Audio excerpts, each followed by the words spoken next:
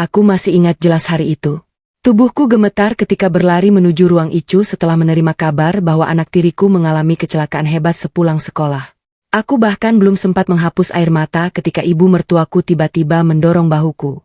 "Jangan dekati anak itu." Suasana rumah sakit langsung sunyi. Semua mata memandang ke arahku. Apa ibu lupa? Aku juga ibunya. Belum sempat aku melangkah mendekat, ibu mertuaku kembali menghalangiku. "Kamu bukan ibunya. Kamu cuma perempuan yang menikah dengan ayahnya." Suamiku berdiri di samping ibunya. Ia hanya menundukkan kepala. Tidak ada satu kata pun yang keluar untuk membelaku. Hatiku benar-benar hancur. Padahal selama 7 tahun terakhir, akulah yang membangunkan anak itu setiap pagi. Akulah yang mengantar sekolah. Akulah yang menemaninya saat demam semalaman. Akulah yang mengajarinya membaca, berdoa, dan memanggilku dengan satu panggilan yang selalu membuatku menangis bahagia. "Mama." Hari itu, aku dipaksa pergi dari depan ruang Icu. Aku hanya bisa menangis dari balik kaca. Namun tidak ada seorang pun yang menyangka. Beberapa hari kemudian, saat anak itu akhirnya sadar dari koma, kalimat pertama yang keluar dari bibir kecilnya bukan memanggil ayahnya, bukan memanggil neneknya, melainkan, "Mama, mana mama?" Dan sejak saat itulah, semua orang baru sadar, siapa sebenarnya yang paling berarti dalam hidup anak itu. Halo sahabat air mata menantu. Sebelum cerita ini dimulai, jangan lupa bantu like dan subscribe dulu ya. Semoga siapapun yang menekan tombol subscribe di channel ini, dilancarkan rezekinya, dipanjangkan umurnya, disehatkan badannya, dan keluarganya selalu dijauhkan dari kesedihan serta dipenuhi kebahagiaan. Amin. Sebelum kita mulai, tuliskan nama dan kota kalian di kolom komentar. Saya senang sekali bisa menyapa sahabat semua dari berbagai daerah. Tulis juga dari kota mana Anda menonton video ini. Menurut kalian, kalau kalian berada di posisi tokoh utama, apakah kalian akan tetap bertahan demi anak tiri yang sangat kalian sayangi? Tulis pendapat kalian di kolom komentar. Kamu cuma ibu tiri. Kalimat yang terus menusuk hatiku. Namaku Wulan. Usiaku 37 tahun. Kalau ada yang bertanya siapa orang paling berharga dalam hidupku, jawabanku selalu sama. Dava. Padahal, ia bukan anak yang kulahirkan. Ia adalah anak dari pernikahan pertama suamiku, Bima. Saat aku menikah dengan Bima 7 tahun yang lalu, Dava baru berusia 5 tahun. Masih kecil. Masih sering menangis mencari ibunya yang telah meninggal karena sakit. Hari pertama aku masuk rumah itu, Dava hanya bersembunyi di balik pintu kamar. Ia menatapku dengan mata penuh ketakutan. Aku tidak memaksanya mendekat. Aku hanya berjongkok di depan pintu sambil tersenyum. "Halo? Namaku Wulan. Aku boleh duduk di sini?" Dava tidak menjawab. Ia hanya memeluk boneka kecil miliknya. Sejak hari itu, aku berjanji dalam hati. Aku tidak akan pernah memaksa anak itu menerima kehadiranku. Aku hanya akan mencintainya. Sisanya, biarlah waktu yang menjawab. Hari demi hari berlalu. Aku mulai mengenal kesukaan Dava. Ia tidak suka sayur bayam. Ia sangat menyukai telur dadar. Ia takut petir. Dan setiap malam, ia baru bisa tidur kalau ada yang membacakan cerita.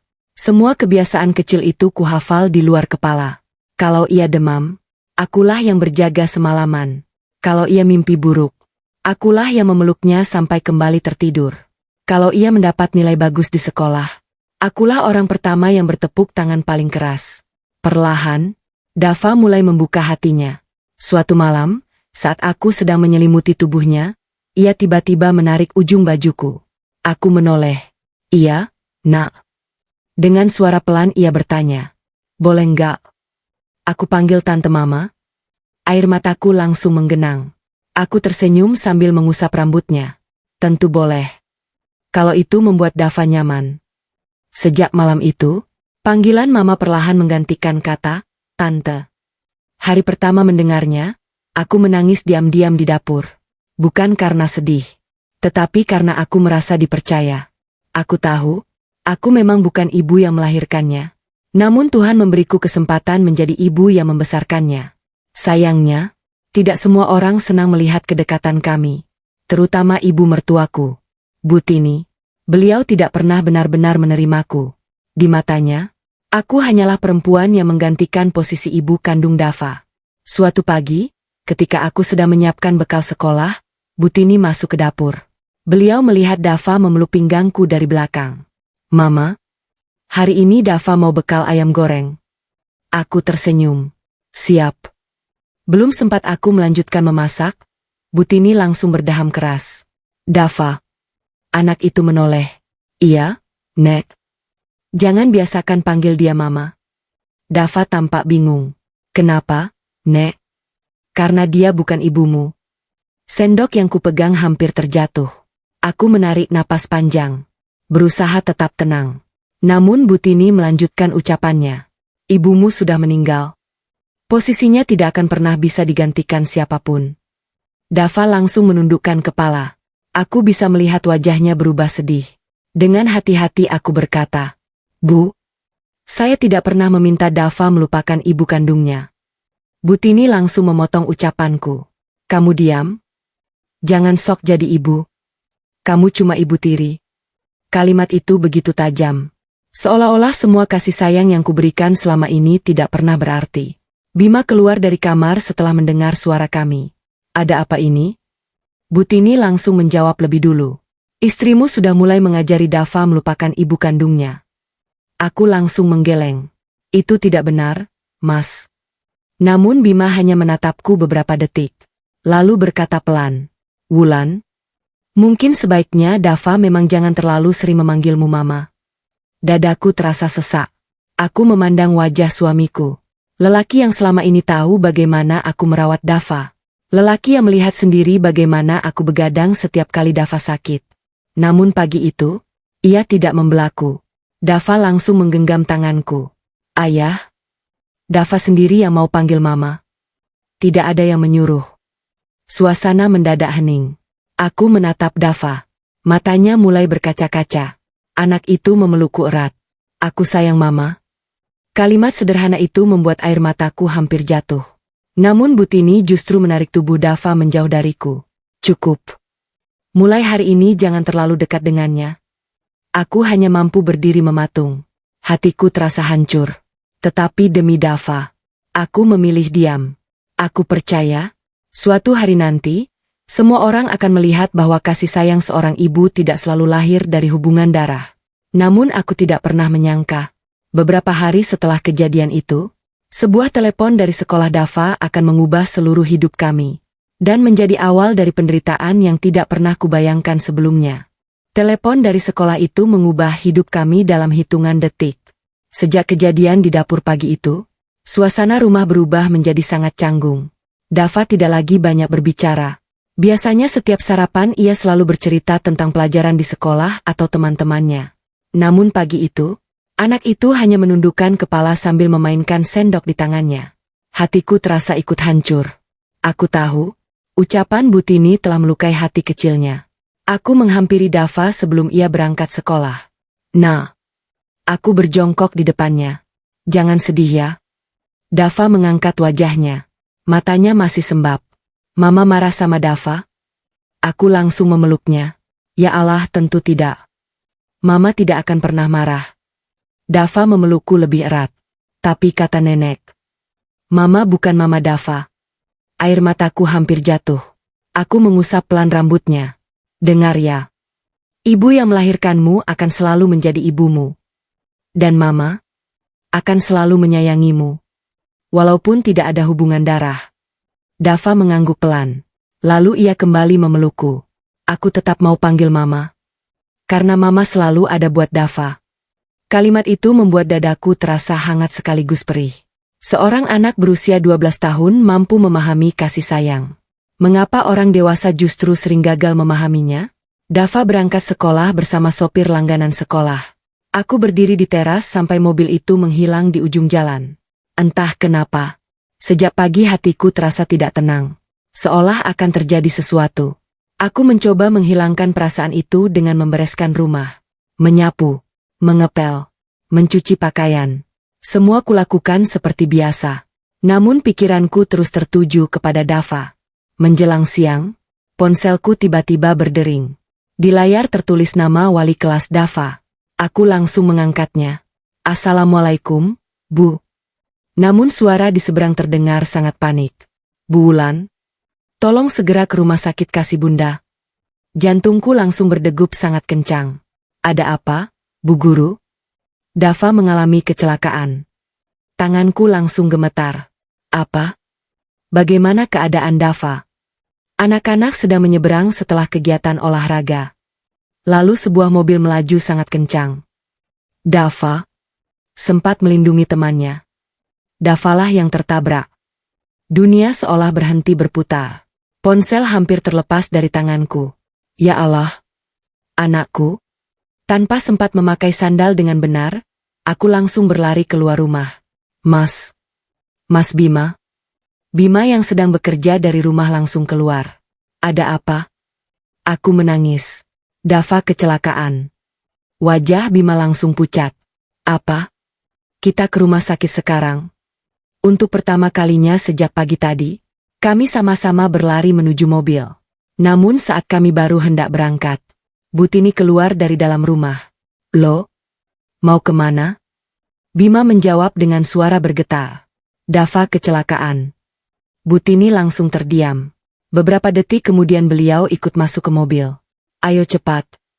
Sepanjang perjalanan, aku terus menangis. Tanganku tidak berhenti berdoa. Ya Allah, tolong selamatkan Dava. Ambil semua kebahagiaanku. Asalkan jangan anak itu. Bima menggenggam setir begitu erat. Ia terus mempercepat laju mobil. Tidak ada satupun dari kami yang berbicara lagi. Suasana di dalam mobil dipenuhi ketakutan. Sesampainya di rumah sakit, aku langsung berlari menuju ruang IGD. Beberapa guru sudah berada di sana. Begitu melihatku, wali kelas Dava langsung menangis. Bu Wulan? Aku memegang kedua bahunya. Di mana Dava? Beliau menunjuk ke arah ruang tindakan. Dokter masih menangani. Aku hendak masuk. Namun seorang perawat segera menghentikanku. Maaf, Bu. Pasien masih dalam penanganan. Aku hanya bisa berdiri sambil menangis. Hatiku benar-benar tidak tenang. Beberapa menit kemudian, seorang dokter keluar dari ruang tindakan. Wajahnya terlihat sangat serius. Siapa keluarga Dava? Aku dan Bima langsung berdiri bersamaan. Kami. Dokter menarik napas panjang. Pasien mengalami benturan keras di kepala. Saat ini kami sedang melakukan pemeriksaan lanjutan. Namun, beliau berhenti beberapa detik. Kemungkinan besar pasien akan dipindahkan ke ruang ICU. Tubuhku langsung lemas. Aku hampir terjatuh. Bima buru-buru memegang lenganku. Dok, anak saya akan baik-baik saja kan? Dokter menjawab dengan hati-hati. Kami akan melakukan yang terbaik. Tapi kondisinya cukup kritis. Air mataku langsung mengalir semakin deras. Aku memandang pintu ruang tindakan.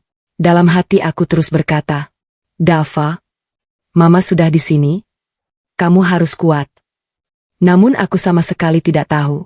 Beberapa menit lagi, bukan hanya kabar tentang kondisi Dava yang akan menghancurkan hatiku. Melainkan, ucapan Butini di depan ruang ICU akan menjadi penghinaan terbesar yang pernah kuterima selama menjadi ibu bagi anak itu. Jangan dekati anak itu.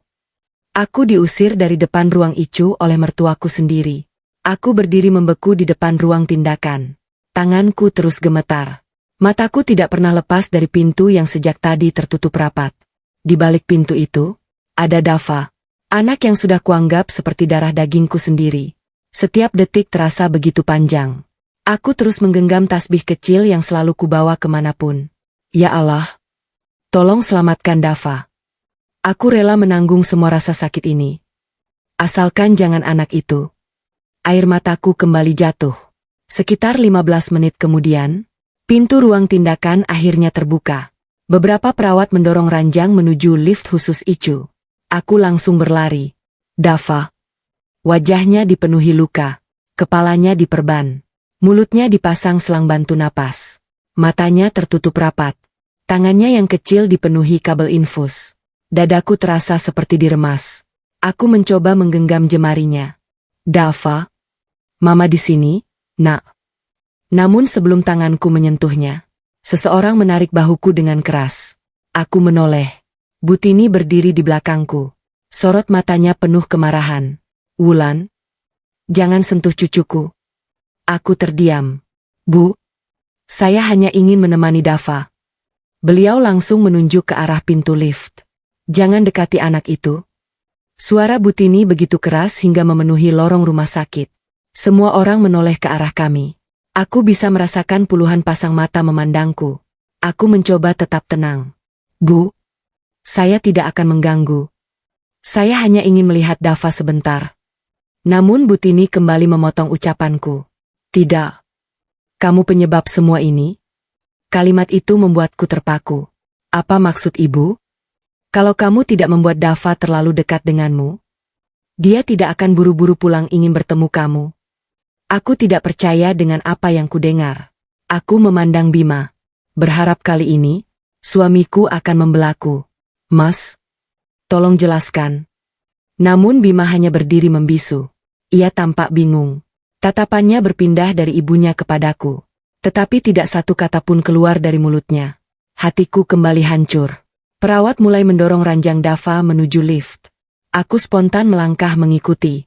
Dava, Mama ikut ya. Belum sempat aku berjalan lebih jauh. Butini kembali menghalangiku. Beliau bahkan mendorong bahuku hingga aku mundur beberapa langkah. Sudah kubilang, jangan dekati anak itu. Kamu bukan ibunya. Kalimat itu seperti menghantam dadaku berkali-kali. Aku menggigit bibir agar tidak menangis lebih keras. Memang saya tidak melahirkannya. Tapi saya yang merawatnya selama ini. Butini tertawa sinis. Merawat? Itu kewajibanmu sebagai istri Bima. Jangan merasa paling berjasa. Aku memejamkan mata. Semua kenangan bersama Dava berputar di kepalaku. Saat ia demam tinggi dan aku tidak tidur semalaman. Saat ia takut petir lalu tidur di pelukanku. Saat ia menangis karena diejek teman, dan aku yang menghapus air matanya. Apakah semua itu tidak berarti? Lift akhirnya tertutup. Ranjang Dava menghilang dari pandanganku. Aku berdiri mematung. Air mataku tidak berhenti mengalir. Seorang guru Dava menghampiriku. Bu Wulan, kami semua tahu. Selama ini ibu yang paling sering datang ke sekolah. Ibu yang selalu menghadiri rapat. Ibu yang paling perhatian. Aku hanya mampu tersenyum pahit. Tapi ternyata, itu belum cukup membuat saya dianggap ibunya. Guru itu ikut menangis. Saya ikut sedih melihat perlakuan keluarga ibu. Tak lama kemudian, kami semua naik ke lantai Icu. Aku baru saja hendak melangkah mendekati pintu. Namun Butini kembali menghadang. Beliau menatap petugas rumah sakit. Pak, tolong jangan izinkan perempuan itu masuk. Petugas tampak bingung. Maaf, Bu. Apakah beliau keluarga pasien? Sebelum aku sempat menjawab, Butini berkata lantang. Dia cuma ibu tiri, bukan keluarga kandung. Ucapan itu membuat suasana lorong mendadak sunyi. Aku bisa melihat beberapa keluarga pasien lain mulai memperhatikanku. Rasa maluku bercampur dengan rasa sakit yang sulit dijelaskan. Aku menatap Bima sekali lagi. Mas, apa aku benar-benar tidak boleh menemani Dava? Bima menutup matanya beberapa detik. Lalu berkata pelan. Wulan, ikuti dulu kata ibu.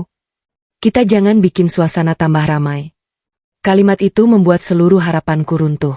Jadi, sekali lagi, ia memilih membela ibunya, bukan istrinya. Dengan langkah lemas aku mundur menjauh dari pintu Icu. Tangisku pecah. Aku terduduk di bangku lorong rumah sakit. Dadaku terasa sesak. Aku hanya bisa memandang pintu Icu dari kejauhan. Dalam hati aku terus berdoa. Dava, Mama tidak meninggalkanmu. Mama hanya tidak diizinkan berada di dekatmu. Saat aku masih menangis sendirian, tiba-tiba seorang perawat keluar dari ruang Icu sambil membawa sebuah benda kecil di tangannya. Ia melihat ke kanan dan ke kiri, lalu bertanya dengan suara cukup keras. Maaf, siapa di sini yang bernama Wulan? Aku langsung mengangkat kepala. Jantungku berdegup sangat kencang. Karena firasatku mengatakan, apa yang dibawa perawat itu adalah sesuatu yang akan mengubah semuanya. Gelang kecil itu membuat semua orang terdiam. Tapi aku tetap dilarang menemui anakku. Aku segera berdiri dari bangku lorong. Air mataku bahkan belum sempat kering ketika mendengar perawat memanggil namaku. Maaf, siapa yang bernama Wulan? Aku mengangkat tangan sambil melangkah mendekat. Saya? Perawat itu tersenyum tipis. Bu Wulan? Iya.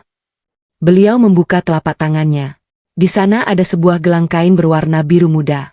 Aku langsung mengenalinya. Jantungku berdegup semakin kencang. Itu gelang Dava. Perawat mengangguk. Betul. Ini terlepas saat kami mengganti pakaiannya. Di bagian dalam gelang ada tulisan. Perawat membalik gelang kecil itu. Tulisan yang kubuat dengan spidol permanen masih terlihat jelas meski mulai memudar. Semangat ya, Dava. Mama selalu sayang.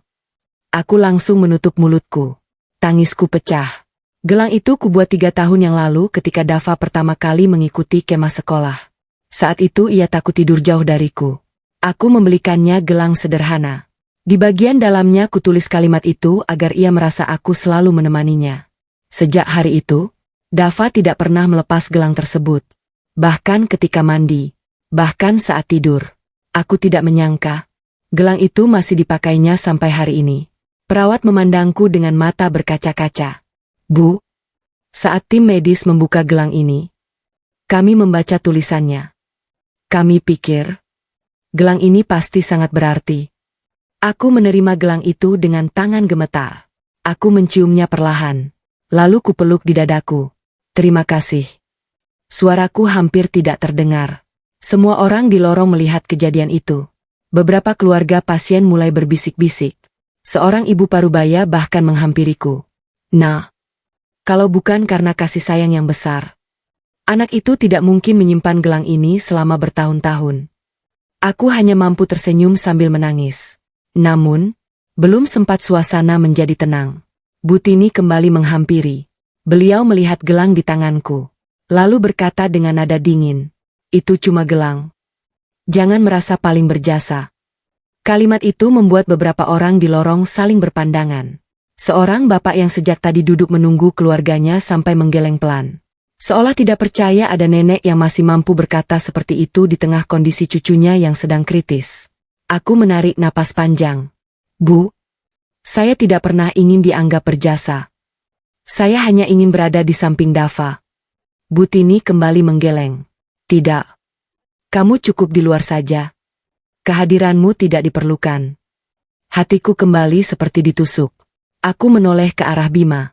Mas, apa benar aku tidak boleh melihat Dava? Bima terlihat bimbang. Ia memejamkan mata beberapa detik. Namun lagi-lagi, ia memilih diam. Diamnya jauh lebih menyakitkan daripada bentakan.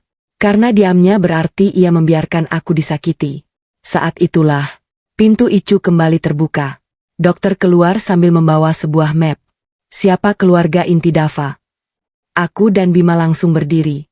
Namun Butini buru-buru menjawab, kami. Dokter melihat kami bergantian. Pasien masih belum sadar. Tetapi, ada satu hal yang ingin saya sampaikan. Kami semua menunggu dengan napas tertahan. Sebelum kehilangan kesadaran, Dava sempat beberapa kali mengucapkan satu nama. Air mataku langsung menetes. Nama siapa, Dok? Dokter membuka catatan medis. Luka di kepalanya cukup berat. Ucapannya tidak terlalu jelas. Tapi perawat mendengar ia terus mengatakan. Beliau berhenti sejenak. M.A. Butini langsung menyela. Itu pasti memanggil ibunya. Aku hanya menundukkan kepala. Aku tidak ingin berdebat. Bagiku, siapapun yang dipanggil Dava bukanlah hal yang penting.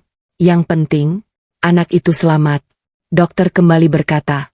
Karena pasien masih koma, kami menyarankan agar keluarga tetap memberikan rangsangan suara.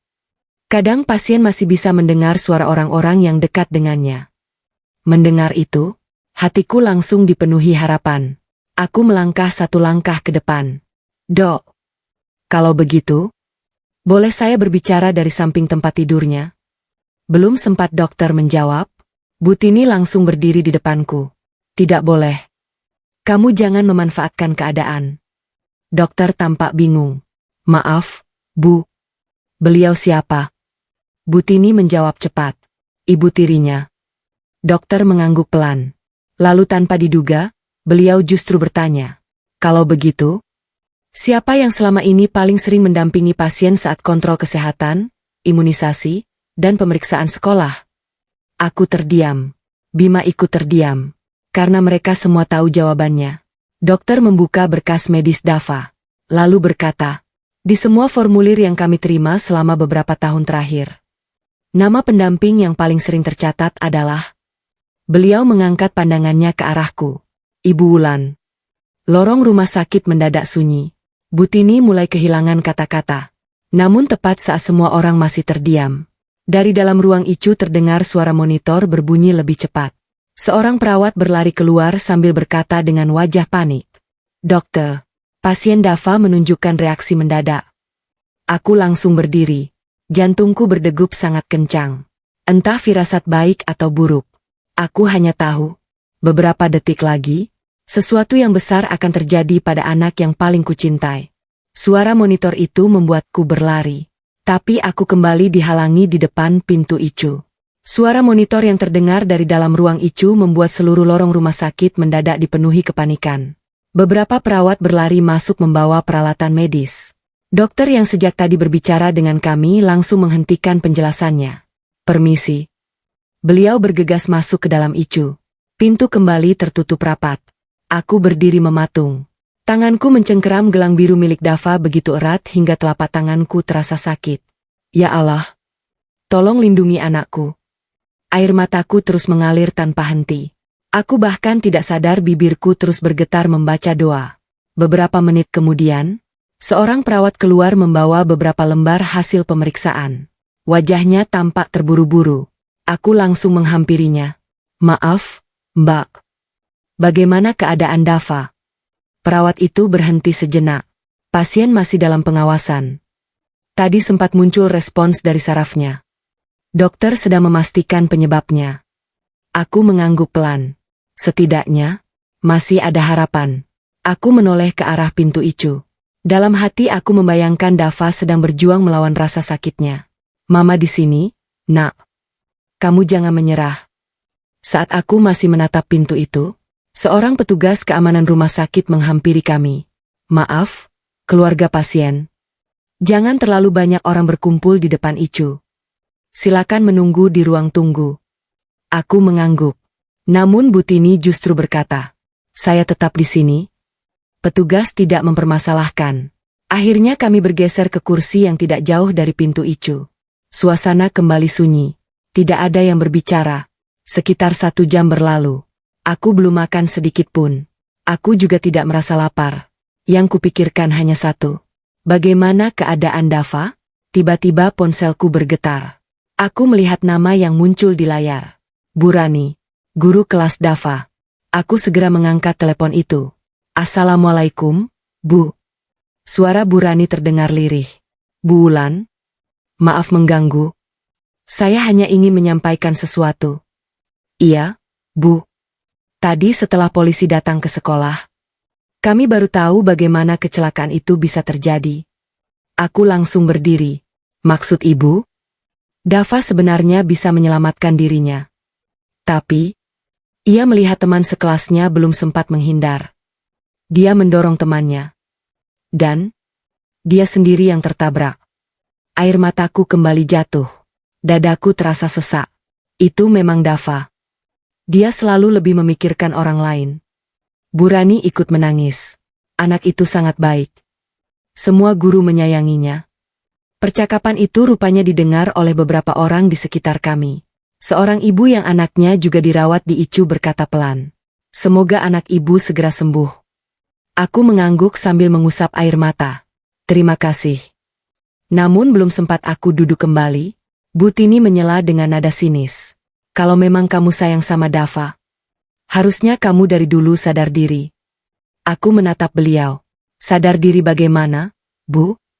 "Pergi dari kehidupan cucuku. Supaya dia tidak bingung punya 2 ibu." Ucapan itu membuat napasku terasa berat. "Bu, saya tidak pernah mengajarkan Dava melupakan almarhum ibunya. Saya hanya berusaha mencintainya." "Cukup." Butini memotong ucapanku. "Kasih sayangmu cuma sandiwara. Kamu mau mengambil hati cucuku supaya nanti bisa menguasai semua harta Bima." Aku terkejut. "Astagfirullah. Bu, kenapa ibu bisa berpikir seperti itu? Karena perempuan sepertimu biasanya begitu."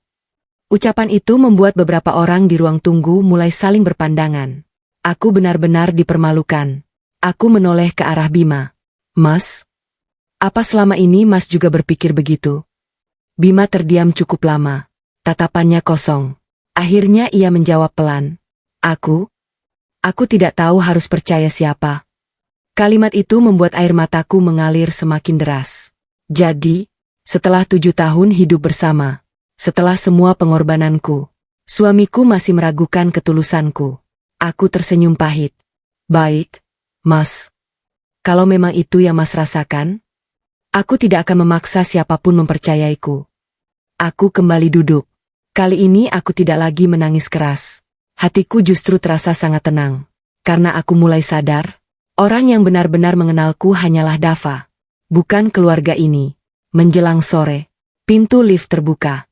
Seorang pria tua berpakaian rapi berjalan perlahan menuju ruang Icu. Rambutnya sudah memutih. Tangannya membawa sebuah tas kulit berwarna coklat tua. Ia berhenti tepat di depan meja perawat. Permisi. Saya ingin bertemu keluarga Dava. Perawat menunjuk ke arah kami. Pria itu kemudian melangkah mendekat. Tatapannya berhenti tepat di wajahku. Seolah ia mengenaliku. Apa? Anda Wulan? Aku mengangguk pelan. Iya. Pria itu tersenyum tipis. Lama sekali saya mencari Anda. Aku mengernyit bingung. Maaf. Kita pernah bertemu? Beliau menarik napas panjang. Belum. Tapi ada seseorang yang menitipkan sebuah amanah kepada saya. Jantungku langsung berdegup lebih cepat. Amanah? Pria itu mengangguk. Iya. Amanah dari ibu kandung Dava. Mendengar kalimat itu, Butini langsung berdiri dari kursinya. Wajahnya mendadak pucat. Sementara pria tua itu membuka tas kulitnya perlahan. Lalu mengeluarkan sebuah amplop coklat yang sudah terlihat sangat tua. Amanah terakhir ibu kandung Dava. Membuat mertuaku mulai kehilangan ketenangannya. Lorong rumah sakit yang sejak tadi dipenuhi suara langkah kaki mendadak sunyi. Semua mata tertuju kepada pria tua yang berdiri di hadapan kami.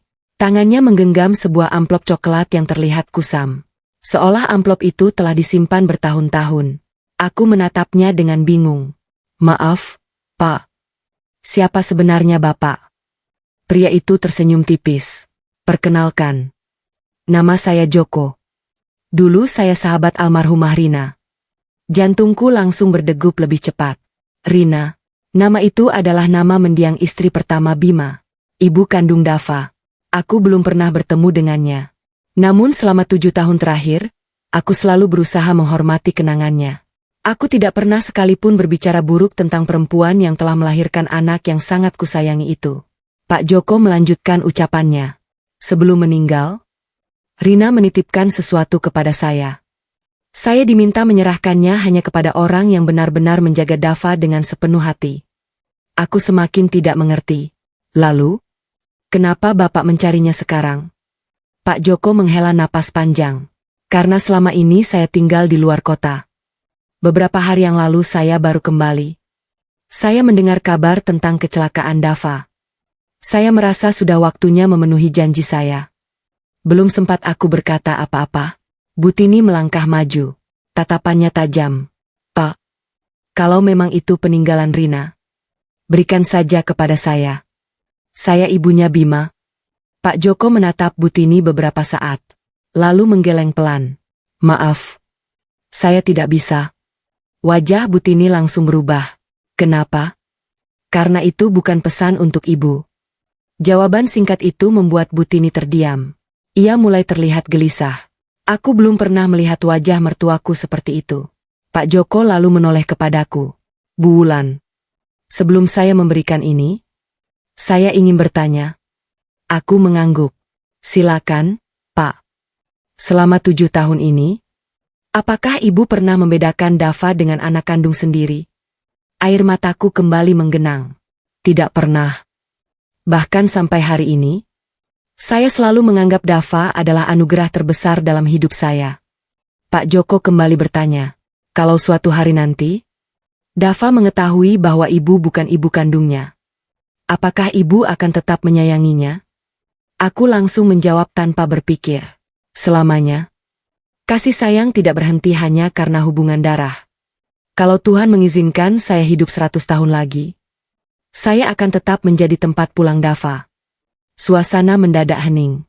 Beberapa perawat yang sejak tadi berada di dekat meja administrasi ikut menundukkan kepala. Mereka tampak terharu. Pak Joko tersenyum. Lalu ia menyerahkan amplop coklat itu kepadaku. Ini, tolong simpan baik-baik. Tanganku gemetar saat menerimanya. Amplop itu terasa berat. Bukan karena isinya, tetapi karena aku tahu, di dalamnya pasti tersimpan sesuatu yang sangat penting. Belum sempat kubuka, Butini langsung berteriak. Jangan dibuka. Semua orang terkejut. Aku menoleh ke arahnya. Ibu kenapa? Butini terlihat panik. Wulan, itu urusan keluarga kami. Kamu tidak berhak membacanya. Aku semakin bingung. Kalau memang bukan untuk saya, kenapa Bapak Joko memberikannya kepada saya? Butini tidak mampu menjawab. Ia hanya menatap amplop itu tanpa berkedip. Tangannya terlihat gemetar. Pak Joko akhirnya berkata dengan suara tegas. Butini, saya rasa sudah cukup. Selama bertahun-tahun, saya menahan diri. Tapi saya tahu, Rina pernah menangis karena satu orang. Lorong rumah sakit kembali sunyi. Butini langsung memucat. Apa maksud Bapak? Pak Joko menatapnya dalam-dalam. Saya tahu semua yang terjadi menjelang Rina meninggal. Kalimat itu membuat napasku tercekat. Bima yang sejak tadi diam akhirnya mengangkat kepala. Pak, Bapak tahu apa? Pak Joko tidak langsung menjawab. Ia hanya berkata pelan. Nanti akan ada waktunya. Tapi sekarang bukan saat yang tepat. Yang paling penting adalah keselamatan Dava. Aku memandang amplop itu. Di sudut kanan atas tertulis dengan tulisan tangan yang mulai pudar. Untuk perempuan yang kelak benar-benar mencintai Dava seperti anaknya sendiri. Aku langsung menutup mulut. Air mataku mengalir deras. Tulisan itu, jelas bukan ditujukan kepada sembarang orang. Aku tidak sanggup berkata apa-apa. Sementara itu, Butini mulai terlihat semakin gelisah. Ia beberapa kali melirik Bima. Seolah takut sesuatu akan terbongkar. Saat aku hendak membuka amplop tersebut, tiba-tiba terdengar suara langkah kaki tergesa-gesa dari arah Icu. Seorang dokter keluar dengan wajah serius. Pak Bima? Ibu Wulan, kami membutuhkan salah satu dari Anda untuk masuk sebentar. Aku dan Bima langsung berdiri bersamaan. Ada apa, Dok? Dokter menatap kami bergantian, lalu berkata dengan suara pelan. Pasien menunjukkan respons saat mendengar suara seseorang. Jantungku langsung berdegup sangat kencang. Aku tidak tahu, suara siapa yang sedang dicari Dava. Namun firasatku mengatakan, beberapa menit ke depan akan menjadi titik balik yang mengubah kehidupan kami selamanya. Dokter memanggil dua nama, tapi yang terjadi di dalam Icu membuat semua orang terdiam. Aku dan Bima saling berpandangan. Jantungku berdegup begitu kencang hingga napasku terasa sesak. Dokter kembali berkata dengan nada tenang. Kami ingin mencoba memberikan rangsangan suara kepada pasien. Kadang, pasien yang berada dalam kondisi koma masih mampu mengenali suara orang yang paling dekat dengannya. Aku langsung mengangguk. Baik, Dok. Namun sebelum aku melangkah, Butini buru-buru berdiri di depan pintu Icu. Dokter, yang masuk cukup ayahnya saja. Aku memandang wajah mertuaku. Ibu, tolong. Saya hanya ingin menemani Dava beberapa menit. Tidak. Bentakan Butini menggema di lorong rumah sakit. Kamu jangan memanfaatkan keadaan. Bima saja yang masuk. Aku menoleh kepada suamiku. Kali ini, aku berharap ia berani mengambil keputusan sendiri. Bima terlihat ragu. Ia menatap ibunya, lalu menatapku. Akhirnya dokter angkat bicara. Maaf, Bu. Di rumah sakit ini, kami mempertimbangkan siapa yang paling dekat secara emosional dengan pasien. Kalau memang Bu Wulan selama ini ikut merawat Dava, kami tidak melihat alasan untuk melarang beliau. Mendengar itu, wajah Butini langsung berubah. Tapi dia cuma ibu tiri. Dokter tersenyum tipis. Anak tidak selalu mengingat siapa yang melahirkannya. Seringkali mereka mengingat siapa yang selalu hadir ketika mereka membutuhkan. Kalimat itu membuat lorong Icu kembali sunyi. Aku melihat beberapa perawat menganggukkan kepala pelan. Akhirnya dokter mempersilakan kami masuk. Aku dan Bima mengenakan pakaian pelindung. Saat pintu Icu terbuka, dadaku kembali terasa sesak. Dava terbaring tanpa bergerak. Kepalanya masih diperban. Mesin monitor terus berbunyi pelan. Selang infus memenuhi kedua tangannya. Melihat kondisi itu, air mataku kembali jatuh. Aku mendekatinya perlahan. Tanganku gemetar ketika menyentuh ujung jemarinya. Dava, Mama datang. Tidak ada jawaban. Hanya suara mesin yang terus berdetak. Dokter memberi isyarat agar kami berbicara seperti biasa. Silakan.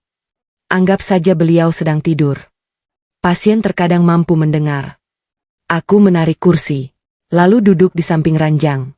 Tanganku tetap menggenggam jemari Dava. Nah, ingat tidak? Dulu waktu kamu kelas 1 SD, kamu takut tampil di depan kelas. Tapi akhirnya kamu berani karena Mama bilang, anak hebat bukan anak yang tidak takut. Anak hebat adalah anak yang tetap maju walaupun takut. Air mataku menetes ke punggung tangan Dava. Mama percaya, kamu juga bisa melewati ini. Jangan menyerah ya. Aku terus berbicara, menceritakan hal-hal kecil yang pernah kami lalui bersama. Tentang sepeda pertamanya, tentang ayam goreng kesukaannya, tentang pertandingan sepak bola yang pernah membuat lututnya terluka. Tentang malam ketika listrik padam dan kami tidur sambil bercerita menggunakan senter. Semua kenangan itu mengalir begitu saja. Tiba-tiba, monitor jantung berbunyi sedikit lebih cepat. Perawat langsung melihat layar. Dokter mendekat. Teruskan, Bu. Responsnya meningkat. Aku menatap Dava. Dava, Mama sudah buatkan ayam goreng favoritmu. Kalau kamu cepat sembuh, kita makan sama-sama. Saat itulah, jari telunjuk Dava bergerak sangat pelan. Aku membelalak. Dok. Jarinya bergerak. Dokter segera memeriksa. Bagus. Terus ajak bicara. Di sisi lain ruangan, Bima ikut mendekati ranjang. Dava, ini ayah. Ayah di sini. Namun, tidak ada perubahan. Monitor tetap stabil. Dokter kemudian berkata pelan. Silakan Bu Wulan lanjutkan. Aku kembali membelai rambut Dava. Mama kangen. Rumah sepi tanpa suara Dava. Mama janji. Nanti kita pulang bersama. Perlahan, kelopak mata Dava tampak bergetar. Meski belum terbuka. Namun semua orang di ruangan itu melihatnya dengan jelas. Perawat sampai menutup mulutnya karena terharu. Dok. Pasien kembali merespons. Beberapa menit kemudian, dokter meminta kami keluar agar Dava bisa beristirahat. Begitu pintu ICU terbuka, Butini langsung menghampiri. Gimana? Dava sadar? Dokter menjawab dengan tenang. Belum. Tapi ada perkembangan yang cukup baik. Butini langsung bertanya, karena Bima bicara sama dia? Dokter menggeleng pelan. Bukan. Justru respons paling kuat muncul ketika Bu Wulan mengajak pasien berbicara. Wajah Butini langsung berubah tegang. Apa? Pasien menunjukkan peningkatan detak jantung dan gerakan jari saat mendengar suara Bu Wulan. Aku hanya menundukkan kepala. Aku tidak merasa menang. Aku hanya merasa lega. Karena setidaknya, Dava masih mendengar suaraku. Namun ternyata, penjelasan dokter itu justru membuat Butini semakin marah. Beliau menunjuk wajahku di depan semua orang. Ini pasti kebetulan. Kamu sengaja berpura-pura baik supaya semua orang percaya. Aku benar-benar tidak sanggup lagi. Air mataku mengalir deras. Ibu? Sampai kapan ibu akan membenci saya? Saya tidak pernah merebut apapun dari keluarga ini. Saya hanya ingin Dava sembuh. Untuk pertama kalinya, suaraku meninggi karena menahan rasa sakit yang selama ini kupendam. Lorong rumah sakit kembali sunyi. Semua orang memandang ke arah kami. Bahkan Bima terlihat terkejut melihatku yang selama ini selalu diam akhirnya berani bicara. Tepat saat suasana memanas, Pak Joko melangkah maju. Ia memandang Butini dengan tatapan tajam. Lalu berkata pelan, tetapi terdengar jelas oleh semua orang. Butini, kalau saya jadi ibu, saya tidak akan terus menyalahkan Wulan. Karena kalau surat itu dibuka hari ini, semua orang akan tahu siapa yang sebenarnya paling banyak menyakiti Rina sebelum ia meninggal. Kalimat itu membuat wajah Butini seketika pucat pasi. Tangannya mulai gemetar. Sementara Bima menatap ibunya dengan penuh kebingungan. Apa sebenarnya yang ibu sembunyikan dari kami? Surat peninggalan ibu kandung Dava dibuka. Rahasia yang disembunyikan selama bertahun-tahun akhirnya terungkap. Ucapan Pak Joko membuat lorong rumah sakit mendadak sunyi. Semua orang menatap wajah Butini. Tidak ada lagi yang berbicara. Bahkan suara langkah kaki para perawat yang berlalu lalang terasa begitu pelan di telingaku. Aku memandang amplop coklat yang sejak tadi kugenggam. Tanganku kembali gemetar. Di dalam amplop itu, mungkin tersimpan jawaban atas semua kebencian yang selama ini kuterima. Bima melangkah mendekati Pak Joko. "Pak, tolong jangan bicara setengah-setengah. Kalau memang Bapak tahu sesuatu, tolong katakan sekarang." Pak Joko menghela napas panjang. Tatapannya beralih kepadaku. "Bu Wulan, surat itu memang ditujukan kepada perempuan yang kelak menjadi tempat bergantung Dava. Saya rasa sudah waktunya dibuka." Aku mengangguk pelan. Dengan hati-hati kubuka perekat amplop yang mulai menguning dimakan usia. Di dalamnya hanya ada dua benda. Sebuah surat yang ditulis tangan. Dan sebuah foto lama. Aku mengambil foto itu lebih dulu. Air mataku langsung menetes. Foto tersebut memperlihatkan seorang perempuan muda yang sedang tersenyum sambil menggendong Dava yang masih bayi. Aku tahu, dialah Rina, ibu kandung Dava. Di balik foto itu tertulis sebuah kalimat pendek. Untuk orang yang kelak menyayangi anakku lebih dari dirinya sendiri. Dadaku terasa sesak. Aku memejamkan mata beberapa saat. Tidak pernah terlintas di pikiranku bahwa perempuan yang belum pernah kutemui itu meninggalkan pesan seperti ini. Pak Joko berkata pelan, "Bacalah suratnya." Aku menarik napas panjang. Lalu mulai membuka lipatan surat yang sudah sedikit kusut. Tulisan tangan Rina masih terlihat jelas. Aku mulai membacanya dengan suara yang bergetar.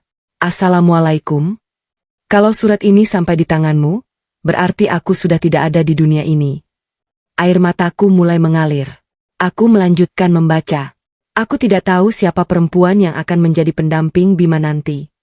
Tapi kalau kamu sedang membaca surat ini, berarti Tuhan memilihmu untuk menemani anakku. Aku berhenti sejenak. Suaraku mulai tercekat. Pak Joko mengangguk pelan seolah memintaku meneruskan. Aku kembali membaca. "Aku hanya punya satu permintaan. Tolong jangan pernah biarkan Dava tumbuh tanpa kasih sayang seorang ibu. Kalau suatu hari dia memanggilmu mama, jangan pernah melarangnya." Tangisku pecah. Aku menutup mulut agar isakku tidak terlalu keras. Di sampingku, Bima mulai menundukkan kepala. Matanya ikut berkaca-kaca. Aku kembali membaca isi surat itu. Aku tahu menjadi ibu tiri tidak akan mudah. Mungkin akan ada yang meragukanmu. Mungkin akan ada yang membencimu. Tapi jangan menyerah. Karena yang paling dibutuhkan anakku bukan hubungan darah, melainkan kasih sayang yang tulus. Lorong rumah sakit dipenuhi isak tangis. Beberapa keluarga pasien yang sejak tadi mendengar ikut mengusap air mata mereka. Seorang perawat bahkan memalingkan wajahnya karena tidak sanggup menahan haru. Saat aku hampir selesai membaca, tiba-tiba Butini berteriak, "Cukup. Jangan lanjutkan." Semua orang menoleh ke arahnya. Beliau melangkah cepat ingin merebut surat itu dari tanganku. Namun Pak Joko langsung menghalangi. "Biarkan surat itu selesai dibaca." Butini mulai panik. Wulan tidak berhak membacanya. Pak Joko menatap Butini tajam. Justru dia yang paling berhak. Karena isi surat itu memang untuk perempuan yang kelak menjadi ibu bagi Dava. Aku kembali melihat lembar terakhir surat itu. Ada satu paragraf yang belum kubaca. Entah mengapa, tulisan itu membuat jantungku berdebar. Aku mulai membacakannya. Kalau suatu hari ibuku menyalahkan perempuan yang merawat Dava. Aku berhenti. Mataku membelalak. Aku menatap Butini. Beliau mulai mundur perlahan. Aku melanjutkan membaca. "Tolong jangan membencinya. Karena ibuku memang belum pernah benar-benar menerima semua keputusan hidupku. Bahkan ketika aku masih hidup. Aku sering menangis karena sikapnya." Bima langsung menoleh kepada ibunya. Wajahnya dipenuhi kebingungan. "Ibu, ini benar?" Butini menggeleng cepat. "Itu bohong. Itu bukan tulisan Rina." Namun Pak Joko langsung mengeluarkan sebuah map bening dari tasnya. "Ini adalah salinan tulisan tangan Rina yang saya simpan. Silakan dibandingkan." Bima mengambil kedua dokumen itu. Tangannya mulai gemetar. Beberapa detik kemudian, ia menatap ibunya dengan wajah yang sulit digambarkan. Tulisannya sama. Ibu, kenapa selama ini ibu tidak pernah cerita? Butini tidak mampu menjawab. Untuk pertama kalinya, perempuan yang selalu terlihat paling kuat itu mulai kehilangan kata-kata. Saat suasana masih dipenuhi keterkejutan, tiba-tiba terdengar suara langkah kaki tergesa-gesa dari arah Icu. Seorang perawat berlari keluar sambil tersenyum penuh harapan. Pak Bima? Bu Wulan? Kami membutuhkan Bu Wulan sekarang juga. Aku langsung berdiri. Kenapa? Perawat itu menatapku dengan mata berbinar. Lalu berkata, pasien baru saja menggerakkan bibirnya. Dan kami yakin dia sedang berusaha memanggil seseorang. Jantungku berdegup begitu keras. Aku berlari mengikuti perawat menuju ruang Icu. Sementara di belakangku, Butini hanya mampu berdiri terpaku. Wajahnya dipenuhi ketakutan. Karena ia mulai sadar. Kebohongan yang selama ini dibangunnya perlahan mulai runtuh. Mama. Satu kata itu mengubah segalanya. Aku hampir berlari memasuki ruang Icu mengikuti langkah perawat. Dadaku berdebar begitu kencang. Di sepanjang lorong, aku terus berdoa. Ya Allah, kalau memang Engkau masih memberiku kesempatan, izinkan aku mendengar suara Dava sekali lagi. Sesampainya di depan pintu Icu, dokter sudah menunggu. Beliau langsung mempersilahkanku masuk. Bu Wulan, jangan panik. Pasien belum sepenuhnya sadar. Tapi tadi bibirnya bergerak beberapa kali. Kami ingin ibu mencoba mengajaknya berbicara lagi. Aku mengangguk dengan mata yang sudah dipenuhi air mata. Baik, dok. Aku melangkah perlahan mendekati ranjang Dava. Kondisinya masih sama. Selang oksigen masih menempel. Infus masih terpasang. Namun kali ini, kelopak matanya tampak bergerak pelan. Aku menggenggam tangan kecilnya. Hangat. Untuk pertama kalinya setelah kecelakaan itu, aku benar-benar merasakan harapan. Dava, Mama datang lagi. Mama janji. Mama tidak akan pergi kemana-mana. Air mataku jatuh mengenai jemarinya. Aku mengusap pelan rambutnya yang mulai tumbuh di balik perban. Nah, kalau kamu bisa dengar suara Mama, kamu tidak perlu takut. Semua akan baik-baik saja. Beberapa detik berlalu. Tidak ada suara. Dokter terus memperhatikan monitor. Perawat juga berdiri di sisi ranjang sambil mencatat setiap perubahan. Aku terus berbicara. Mama sudah rindu sekali. Di rumah masih ada sepeda yang belum sempat kita perbaiki. Kucing yang kamu beri nama Mochi juga setiap sore duduk di depan pagar. Seolah menunggu kamu pulang. Bibir Dava kembali bergerak. Sangat pelan. Aku menahan napas. Dava, kalau kamu dengar Mama, genggam tangan Mama. Perlahan, jari telunjuknya bergerak. Lalu, jemarinya menggenggam tanganku dengan tenaga yang sangat lemah. Aku langsung menangis. Dok. Dia menggenggam tangan saya. Dokter tersenyum. Bagus. Terus ajak bicara. Aku mendekatkan wajahku. Mama di sini. Anak hebat Mama pasti bisa sembuh. Kelopak mata Dava kembali bergetar. Bibirnya bergerak semakin jelas. Suara yang keluar memang masih sangat lirih. Hampir tidak terdengar. Semua orang di ruangan itu menahan napas. Lalu, dengan suara yang sangat pelan, keluar satu kata dari bibirnya. Ma? Aku membeku. Air mataku langsung mengalir semakin deras. Dava? Iya, nak. Mama di sini? Bibirnya kembali bergerak.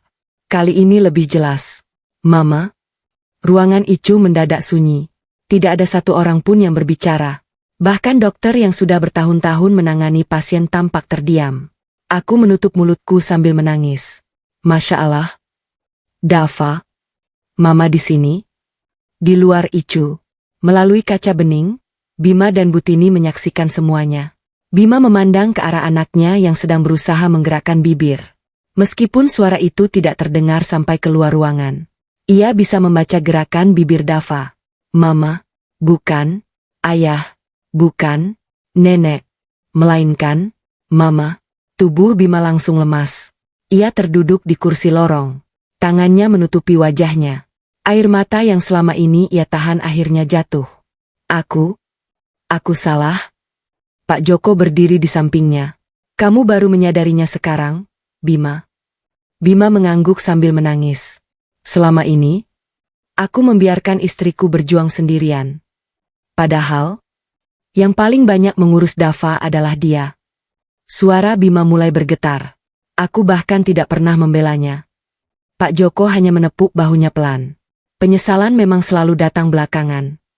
Di sisi lain, Butini masih berdiri mematung. Wajahnya pucat. Bibirnya bergetar. Ia menggeleng pelan seolah tidak percaya. Tidak. Harusnya Dava memanggilku. Namun kenyataannya berbeda.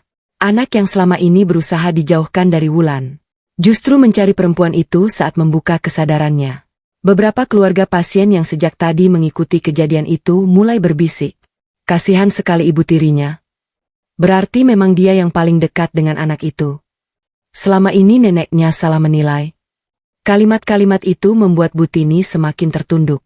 Untuk pertama kalinya, ia tidak mampu membalas ucapan siapapun. Beberapa menit kemudian dokter keluar dari ICU. Senyumnya kali ini jauh lebih tenang. Selamat. Ini perkembangan yang sangat baik. Pasien sudah memberikan respons verbal. Aku langsung mengusap air mata. Terima kasih, Dok. Tapi, dokter melanjutkan. Kondisinya masih harus dipantau.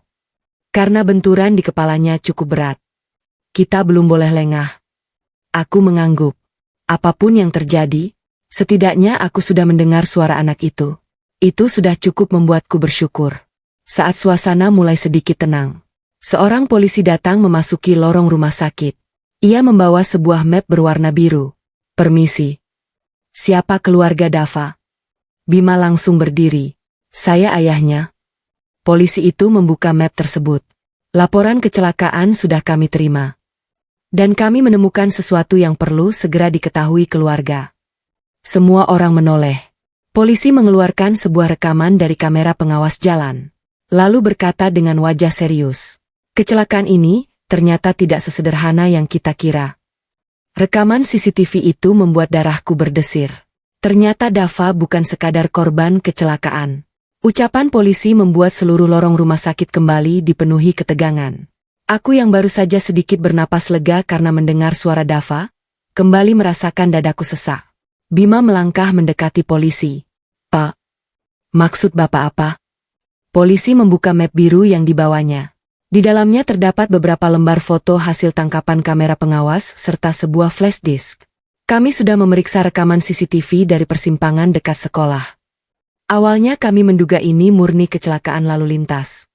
Tapi setelah rekaman diperjelas, ada beberapa hal yang perlu kami sampaikan. Aku saling berpandangan dengan Bima. Entah mengapa, firasatku kembali tidak tenang. Polisi mempersilakan kami masuk ke ruang konsultasi kecil agar tidak mengganggu keluarga pasien lain. Di ruangan itu hanya ada aku, Bima, Butini, Pak Joko, dan 2 orang petugas. Salah seorang polisi menyalakan laptop. Rekaman mulai diputar. Terlihat anak-anak keluar dari gerbang sekolah. Dava berjalan sambil membawa tasnya. Di sampingnya ada seorang anak laki-laki yang terus bercerita sambil tertawa. Aku tersenyum tipis. Itu Fajar. Teman sebangkunya. Video terus berjalan. Saat mereka hendak menyeberang, sebuah mobil hitam melaju cukup cepat dari kejauhan. Anak-anak lain sudah berhasil menepi. Namun Fajar tampak terpaku di tengah jalan. Tanpa berpikir panjang, Dava berlari. Ia mendorong tubuh Fajar hingga selamat. Beberapa detik kemudian, tubuh Dava yang justru terkena hantaman mobil itu. Air mataku kembali jatuh. Ya Allah. Anakku. Pak Joko menggeleng pelan. Anak itu benar-benar mewarisi hati ibunya. Video berhenti. Polisi memperbesar bagian tertentu. Nah, bagian inilah yang membuat kami merasa ada yang janggal. Terlihat mobil hitam itu sebenarnya sempat mengurangi kecepatan. Namun, beberapa detik kemudian justru kembali melaju. Bima mengernyit. Maksudnya? Polisi menunjuk layar. Pengemudi sempat melihat ada anak-anak di depan. Seharusnya dia bisa berhenti. Tetapi dia justru kembali menginjak pedal gas. Aku menutup mulutku. Apakah pengemudinya sengaja? Polisi menggeleng pelan. Kami belum bisa menyimpulkan. Tetapi pengemudi sudah kami amankan untuk dimintai keterangan. Butini yang sejak tadi diam akhirnya bertanya. Siapa orangnya? Polisi membuka berkas. Namanya Heru. Usianya 45 tahun. Dia mengaku rem mobilnya bermasalah. Namun polisi kembali berkata, keterangan itu masih kami dalami. Kami sedang menunggu hasil pemeriksaan kendaraan. Aku menarik napas panjang. Aku tidak ingin berspekulasi. Yang terpenting bagiku saat ini hanyalah kesembuhan Dava. Setelah polisi pergi, suasana kembali sunyi. Bima duduk sambil memegang kepalanya. Wulan? Aku menoleh. Ya. Dengan suara pelan ia berkata, terima kasih. Aku mengernyit. Untuk apa? Karena, kalau tadi bukan kamu yang terus berbicara kepada Dava, mungkin aku tidak akan melihat perkembangan secepat itu. Aku tersenyum tipis. Mas, aku melakukan itu bukan untuk dipuji. Aku hanya ingin Dava sembuh. Bima menundukkan kepala. Aku tahu. Lalu, aku juga tahu. Selama ini aku terlalu sering membiarkan kamu sendirian. Aku tidak menjawab. Masih terlalu banyak luka di hatiku. Permintaan maaf tidak mungkin menghapus semuanya dalam satu hari. Sementara itu, di luar ruang konsultasi, Pak Joko memanggilku. Bu Wulan. Aku menghampirinya. Ada apa, Pak? Beliau menatapku dengan wajah serius. Ada satu hal yang belum sempat saya ceritakan. Apa itu? Pak Joko menghela napas. Surat Rina yang tadi kamu baca? Sebenarnya belum lengkap. Aku terkejut. Belum lengkap. Beliau mengangguk. Masih ada satu surat lagi. Jantungku kembali berdegup. Kenapa tidak diberikan sekalian?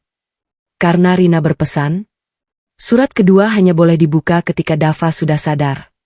Aku semakin penasaran. Isinya tentang apa? Pak Joko menggeleng. Saya sendiri tidak pernah membacanya. Saya hanya diminta menjaganya. Dan menyerahkannya ketika waktunya tiba. Belum sempat aku bertanya lagi, pintu ICU kembali terbuka. Dokter keluar dengan wajah yang kali ini jauh lebih cerah. Bu Wulan. Aku langsung berdiri. Iya, Dok. Dokter tersenyum. Pasien mulai membuka mata walaupun hanya beberapa detik. Air mataku langsung mengalir. Alhamdulillah. Tapi, dokter melanjutkan. Kami ingin melihat siapa yang pertama kali dikenali pasien saat kesadarannya benar-benar pulih. Aku mengangguk. Dalam hati aku hanya berharap Dava segera sembuh. Bukan agar aku diakui. Bukan agar aku dianggap benar. Melainkan karena aku ingin melihat anak itu kembali tersenyum. Namun aku sama sekali tidak menyadari, di sudut lorong rumah sakit, seseorang sedang memperhatikan kami dari kejauhan. Ia mengenakan topi dan masker. Begitu melihat Pak Joko masih membawa tas kulitnya, orang itu segera berbalik dan pergi dengan tergesa-gesa. Pak Joko sempat melihat sosok tersebut. Wajahnya langsung berubah tegang. Ia berbisik pelan, kenapa dia bisa ada di sini? Aku langsung menoleh. Pak, siapa orang itu? Pak Joko menatap ke arah lorong yang kini sudah kosong. Lalu menjawab dengan suara lirih. Kalau dugaan saya benar, masalah keluarga kalian ternyata jauh lebih besar daripada yang selama ini kalian bayangkan. Dava akhirnya sadar. Tapi kalimat pertamanya membuat semua orang menangis. Aku masih memikirkan ucapan Pak Joko. Masalah keluarga kalian jauh lebih besar. Kalimat itu terus terngiang di kepalaku. Aku ingin bertanya lebih banyak. Namun sebelum sempat membuka mulut, dokter kembali memanggilku. Bu Wulan. Silakan ikut saya. Aku mengangguk dan segera mengikuti langkah dokter menuju ruang ICU. Di belakangku, Bima juga berdiri. Aku ikut. Dokter mengizinkan. Tapi hanya berdua. Butini langsung bangkit dari kursinya. Saya juga mau masuk. Dokter menggeleng sopan. Maaf, Bu. Terlalu banyak orang justru bisa membuat pasien kelelahan. Wajah Butini tampak kecewa. Namun kali ini ia tidak mampu membantah. Aku kembali memasuki ruang ICU. Suasana masih dipenuhi aroma obat-obatan. Suara monitor jantung terdengar stabil. Aku mendekati ranjang Dava dengan langkah pelan. Matanya masih tertutup. Namun kelopak matanya bergerak perlahan. Dokter memeriksa senter kecil ke arah matanya. Lumayan. Respons pupilnya semakin baik. Aku berdiri di samping ranjang. Tanganku kembali menggenggam jemarinya. Dava. Mama datang. Tidak lama kemudian, kelopak mata Dava mulai terbuka sedikit. Sangat pelan. Pandangan matanya masih kosong. seolah sedang berusaha mengenali ruangan di sekelilingnya. Aku menahan napas. Alhamdulillah. Ya Allah. Terima kasih. Air mataku mengalir tanpa bisa kutahan. Dokter mendekat. Dava, kalau kamu bisa mendengar suara saya, coba kedipkan mata. Perlahan, Dava berkedip 1 kali. Perawat yang berdiri di samping dokter langsung tersenyum. Bagus. Kesadarannya mulai kembali. Bima maju 1 langkah. Dava, ayah di sini. Dava menggerakkan bola matanya. Namun pandangannya terus berkeliling. Seolah sedang mencari seseorang. Aku memperhatikan wajah kecil itu. Tatapannya tampak gelisah. Bibirnya bergerak sangat pelan. Dokter mendekatkan telinganya. Apa yang ingin kamu katakan, Nak? Namun suaranya terlalu lirih. Dokter menggeleng. Belum terdengar. Aku membelai pelan rambut Dava. Nak, Mama di sini. Begitu mendengar suaraku, pandangan mata Dava perlahan berhenti. Tatapannya mengarah tepat ke wajahku. Matanya yang masih lemah mulai dipenuhi air mata. Bibirnya kembali bergerak. Kali ini lebih jelas. Aku menggenggam tangannya lebih erat. Iya, sayang. Mama di sini. Dava menarik napas pelan. Dengan sisa tenaganya, ia akhirnya mengucapkan 1 kata yang membuat seluruh ruangan membeku. Mama. Tangisku langsung pecah. Aku tidak mampu lagi menahan air mata. Aku mencium punggung tangannya berkali-kali. Iya. Mama di sini. Mama tidak akan pergi. Dokter tersenyum haru. Perawat sampai mengusap sudut matanya. Pemandangan itu begitu menyentuh. Seorang anak yang baru saja sadar dari koma. Tidak mencari siapapun. Yang pertama kali ia cari adalah perempuan yang selama ini dicap hanya sebagai ibu tiri. Bima memejamkan mata. Air matanya jatuh tanpa bisa dihentikan. Ia menutup wajahnya dengan kedua tangan. Aku benar-benar sudah menyakitimu, Wulan. Aku tidak menjawab. Perhatianku hanya tertuju kepada Dava. Anak itu masih memandangku. Tangannya belum melepaskan genggamanku. Beberapa menit kemudian dokter meminta kami tidak terlalu banyak berbicara. Pasien masih sangat lemah. Kita beri waktu beristirahat.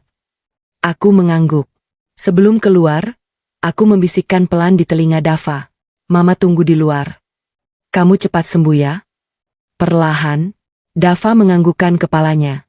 Meski gerakannya sangat kecil, itu sudah cukup membuatku kembali menangis. Begitu keluar dari ICU, Butini langsung menghampiri. Gimana? Dava sudah sadar? Bima menatap ibunya. Tatapan yang kali ini berbeda. Tidak lagi penuh keraguan. Dengan suara yang pelan tetapi tegas, ia berkata, Iya. Butini langsung tersenyum lega. Cucu ibu memanggil siapa? Pertanyaan itu membuat suasana kembali sunyi. Bima menundukkan kepala beberapa detik. Lalu menjawab, yang pertama dipanggil adalah Wulan. Senyum di wajah Butini langsung menghilang. Itu tidak mungkin. Itu pasti kalian salah dengar. Dokter yang baru keluar dari ICU mendengar ucapan itu. Beliau tersenyum sopan. Tidak, Bu. Kami semua mendengarnya. Pasien dengan jelas mengucapkan kata, Mama, sambil melihat ke arah Bu Wulan. Butini mundur 1 langkah. Wajahnya pucat. Tangannya bergetar. Selama ini ia berusaha meyakinkan semua orang bahwa kasih sayang Wulan hanyalah sandiwara. Namun kenyataannya, anak yang paling ia sayangi justru membuktikan semuanya dengan 1 kata sederhana. Saat suasana masih dipenuhi haru, Pak Joko kembali membuka tas kulitnya. Ia mengeluarkan sebuah amplop putih yang ukurannya lebih kecil. Bu Wulan. Aku menoleh. Ini surat kedua dari Rina. Jantungku kembali berdegup kencang. Pak Joko menyerahkan amplop itu ke tanganku. Pesannya jelas. Surat ini baru boleh dibuka setelah Dava sadar. Aku menatap amplop tersebut. Di bagian depan tertulis dengan tinta biru yang mulai pudar. Untuk Dava dan perempuan yang kelak benar-benar menjadi ibunya. Belum sempat aku membuka amplop itu, tiba-tiba terdengar suara seseorang berteriak dari ujung lorong. Jangan buka surat itu. Semua orang menoleh bersamaan. Seorang perempuan berlari menuju kami dengan wajah panik. Begitu melihat wajahnya, Pak Joko langsung terkejut. Sementara Butini terlihat semakin pucat. Perempuan itu berhenti tepat di depan kami. Lalu berkata sambil terengah-engah. Kalau surat itu dibuka sekarang, semua rahasia yang disembunyikan selama bertahun-tahun akan terbongkar. Aku sudah tidak sanggup menyimpan semua ini.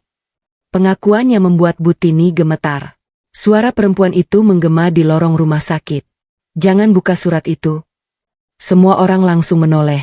Aku memegang amplop putih itu semakin erat. Jantungku berdegup begitu kencang.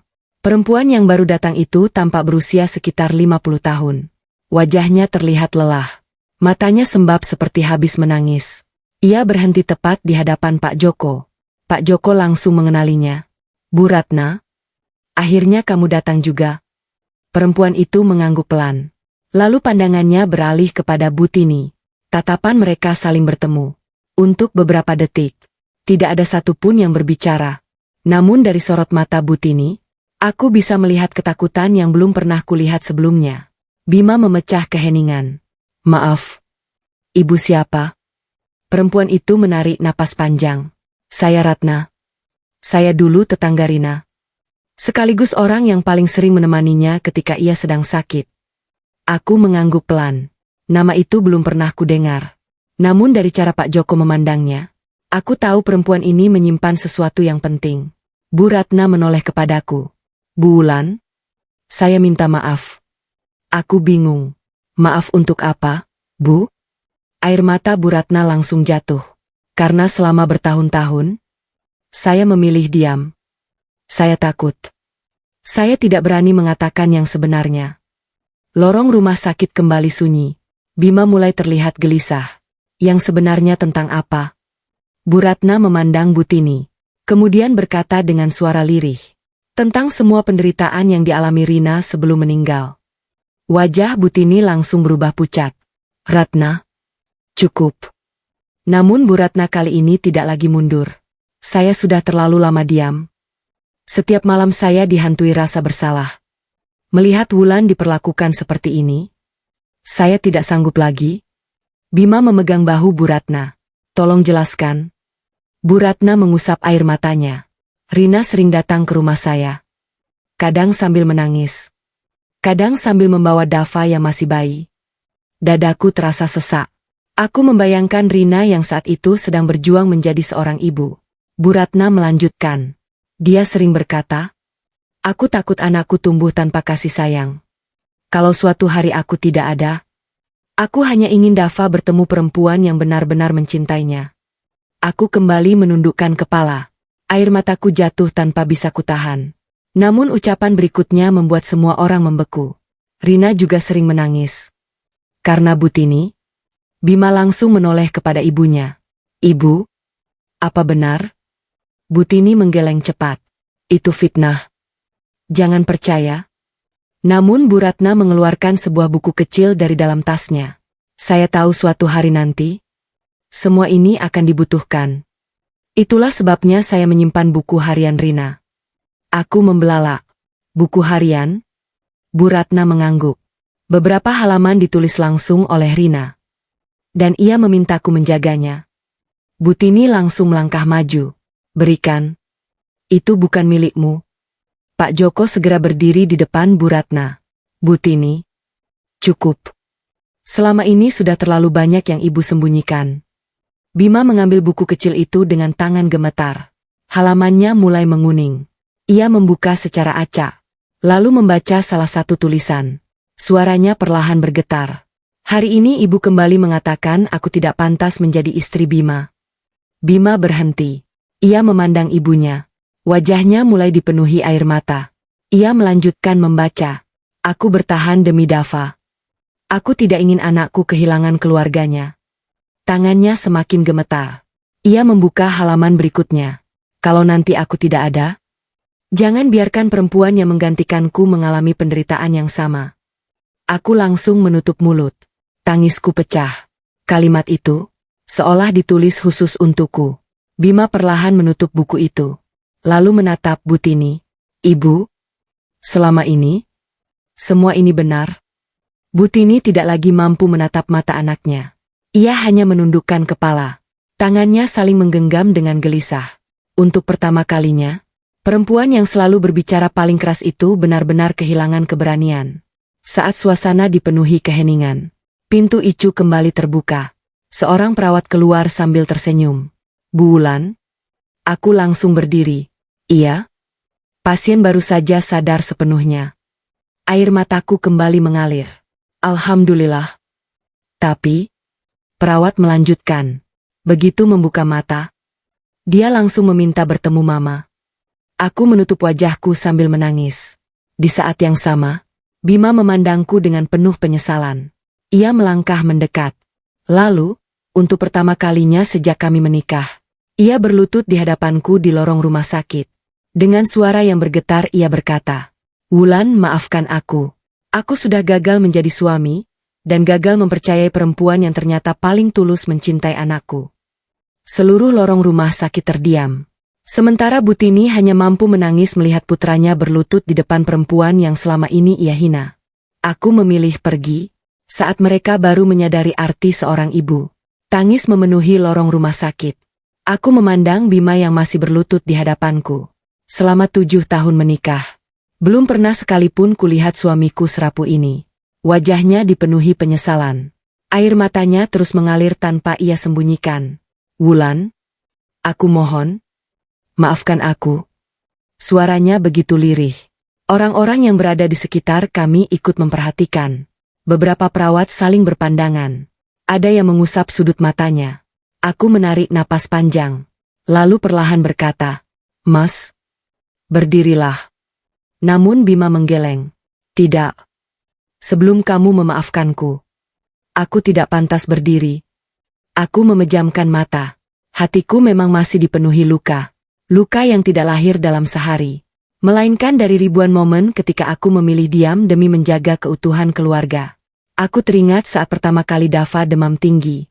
Bima sedang dinas keluar kota. Butini menolak datang dengan alasan sudah terlalu malam. Akulah yang menggendong Dava ke rumah sakit. Semalaman aku duduk di samping tempat tidurnya. Saat dokter berkata suhu tubuhnya mulai turun, aku menangis sendirian di musyalah rumah sakit karena lega.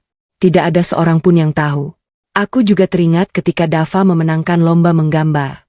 Ia berlari mencariku sambil membawa piala kecil. Mama, lihat. Aku juara. Saat itu, aku merasa menjadi perempuan paling bahagia di dunia. Bukan karena pialanya, tetapi karena anak itu memanggilku dengan penuh kebanggaan. Namun semua kenangan indah itu selalu dibayangi oleh satu hal. Aku tidak pernah benar-benar diterima. Aku membuka mata, lalu menatap Bima. Mas, aku sudah memaafkan Mas. Bima langsung mengangkat wajahnya. Benarkah? Aku mengangguk pelan. Iya. Tapi, memaafkan bukan berarti lukanya langsung hilang. Kalimat itu membuat Bima kembali tertunduk. Aku mengerti. Tidak. Sebenarnya aku baru mulai mengerti. Saat itulah, pintu Icu kembali terbuka. Perawat tersenyum kepadaku. Bu Wulan, pasien sudah boleh ditemui sebentar. Aku langsung berdiri. Bima ikut berdiri. Namun sebelum kami masuk, aku menoleh kepada Butini. Beliau masih menangis. Matanya bengkak. Tatapannya kosong. Aku menghampirinya perlahan. Ibu. Beliau mengangkat wajah. Air matanya kembali jatuh. Wulan? Saya? Suara itu terputus. Untuk pertama kalinya, perempuan yang selama ini selalu menghina dan merendahkanku tidak mampu menyelesaikan satu kalimat pun. Aku tersenyum tipis. Saya tidak membenci ibu. Tapi saya juga tidak bisa berpura-pura bahwa semua yang terjadi tidak pernah ada. Butini menutup wajahnya. Tangisnya semakin keras. Saya salah. Saya terlalu buta. Saya pikir, kamu hanya ingin mengambil tempat Rina. Aku menggeleng pelan. Tidak, Bu. Tidak ada seorang pun yang bisa menggantikan Rina. Saya hanya ingin memastikan Dava tidak kehilangan kasih sayang. Butini langsung menangis sesenggukan. Aku baru sadar. Setelah hampir kehilangan cucuku. Aku masuk ke ruang Icu.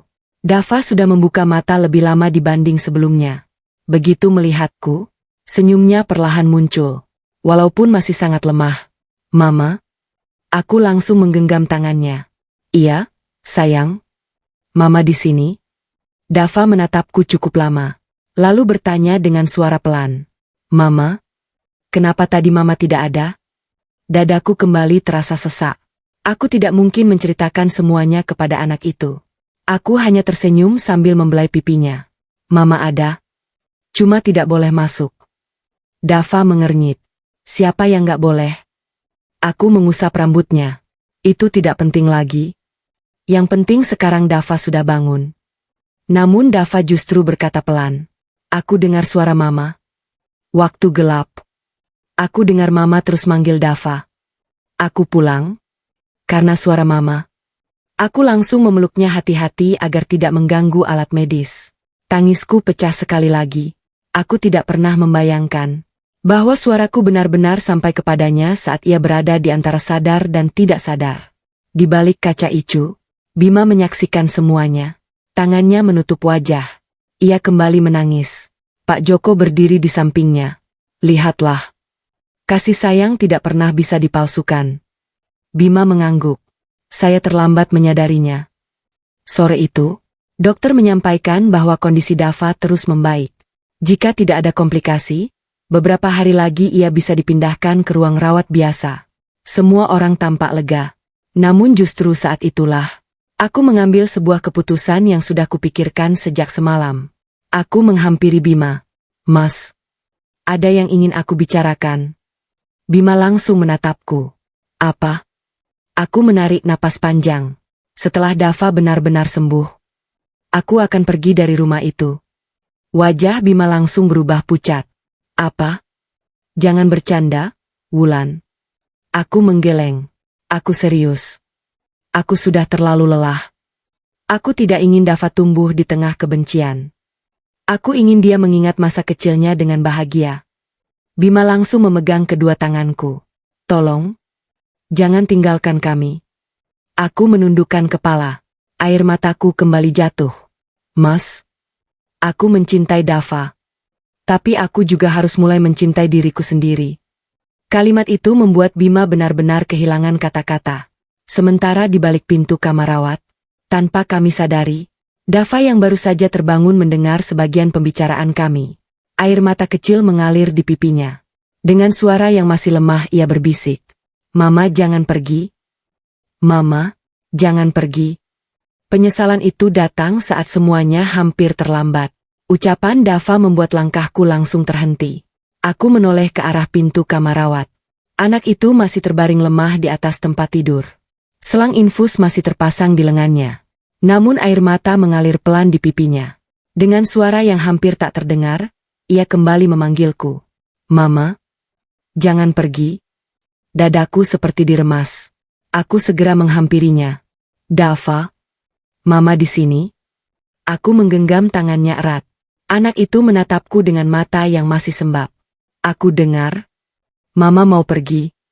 Aku berusaha tersenyum. Siapa yang bilang begitu? Dava menggeleng pelan. Tadi, aku dengar sendiri. Apa Mama sudah gak sayang Dava?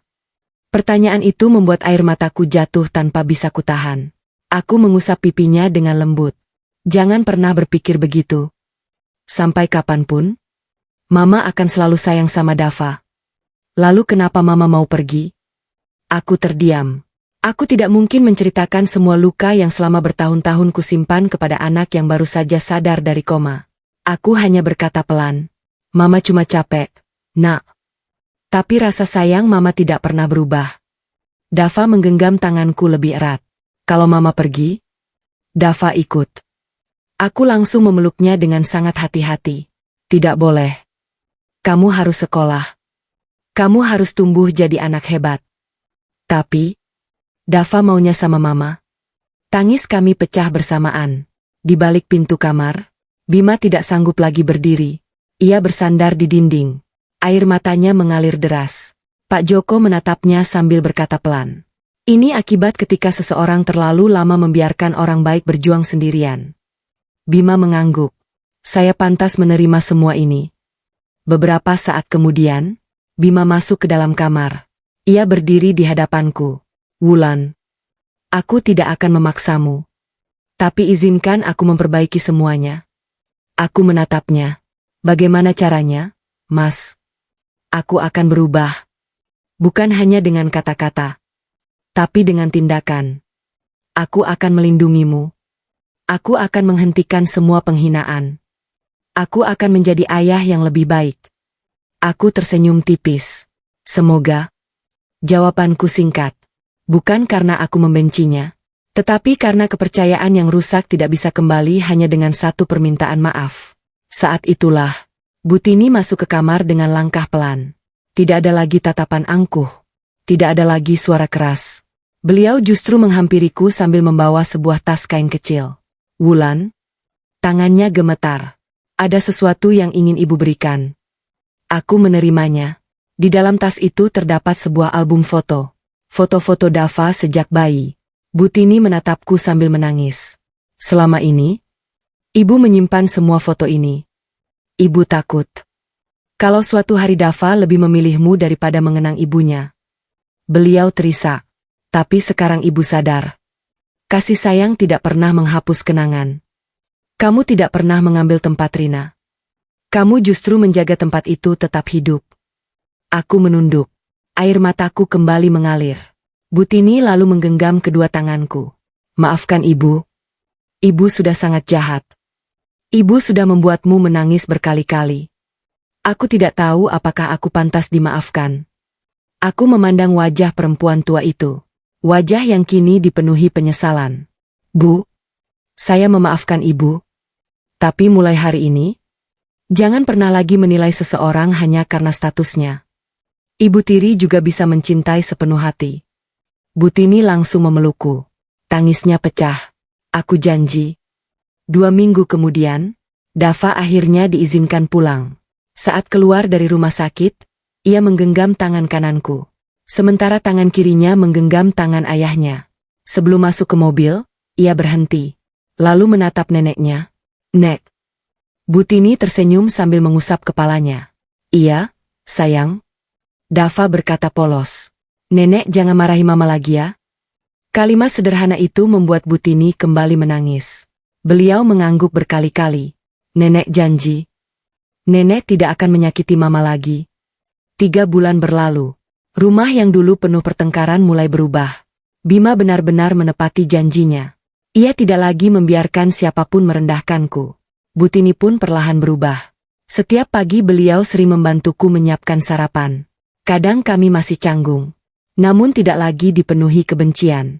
Suatu sore, saat kami duduk di teras rumah, Dava datang membawa buku gambar. Ia memperlihatkan hasil gambarnya kepadaku. Di gambar itu ada 4 orang yang sedang bergandengan tangan. Di bawah gambar itu tertulis dengan huruf besar yang masih sedikit miring. Keluargaku. Aku tersenyum. Loh? Ini siapa saja? Dava menunjuk satu persatu. Ini ayah. Ini nenek. Ini mama. Lalu, ini Dava. Aku memeluknya erat. Tidak ada lagi kata, ibu tiri. Tidak ada lagi perbedaan. Yang ada hanyalah kasih sayang yang tumbuh karena ketulusan. Dan hari itu, aku sadar. Hubungan darah memang bisa melahirkan seorang anak. Tetapi, kasih sayanglah yang melahirkan seorang ibu.